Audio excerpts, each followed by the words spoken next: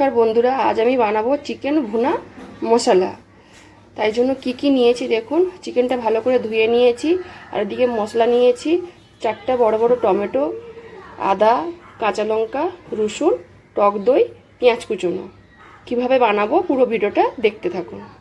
প্রথমে আমি চিকেনটার উপরে কিছু গুঁড়ো মশলা দিয়ে দেব। হলুদ গুঁড়ো, কাশ্মীরি লঙ্কা গুঁড়ো, আর পরিমাণ মতো একটু নুন, আর টক দই ভালো করে মেখে নিয়েছি। আমি এটা 10-15 মিনিট রেখে দেব। এবারে আমি টমেটো, কাঁচা লঙ্কা, আদা, রসুন একসাথে আমি সব বেটে নেব। কড়ার মধ্যে সাদা তেল দিয়ে দিয়েছি। তেলটা ভালোভাবে গরম হয়ে গেছে।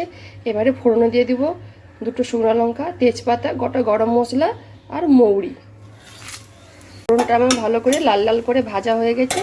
এবারে কেটে রাখা পেঁয়াজগুলো দিয়ে দেবো।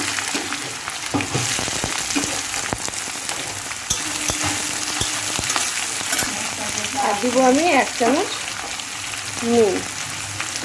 পেঁয়াজটা আমার লাল লাল করে ভাজা হয়ে গেছে। এবার এর মধ্যে গুঁড়ো মশলা দিব, কাশ্মীরি লঙ্কা গুঁড়ো আর সামান্য হলুদ গুঁড়ো। মাংসতে তো হলুদ মেখে রেখেছিলাম, তাই জন্য সামান্য হলুদ দিই। মশলাটা আমার ভালো করে ভাজা হয়ে গেছে। এইবারে দিব আমি বেটে রাখা মশলাটা, টমেটো, আদা, রসুন, কাঁচা লঙ্কা একসাথে বেটে নিয়েছিলাম, সেটা দিয়ে দিলাম। মশলাটা আমার ভালো করে কষানো হয়ে গেছে, সাইড থেকে তেল ছাড়তেও শুরু করে দিয়েছে। এইবারে আমি গুঁড়ো মশলা দেব, জিরে গুঁড়ো 1 চামচ আর ধনে গুঁড়ো 1 চামচ। ভালো করে মিশিয়ে নেওয়ার পরে এবারে আমি মাংসটা দিয়ে দেব। ভালো করে মশলার সাথে মিশিয়ে নিয়েছি, দিয়ে এবারে আমি ঢাকা দিয়ে ভালো করে কষিয়ে নেব। আপনাদেরকে একটা গুঁড়ো মশলা তৈরি করে দেখাবো। দেখুন, শুকনো লঙ্কা 4-5টা নিয়েছি, জাবিত্রী নিয়েছি, আর স্টার এনিজ, গোটা গোলমরিচ আর গোটা ধনে। এটা আমি একসাথে ভেজে নেব।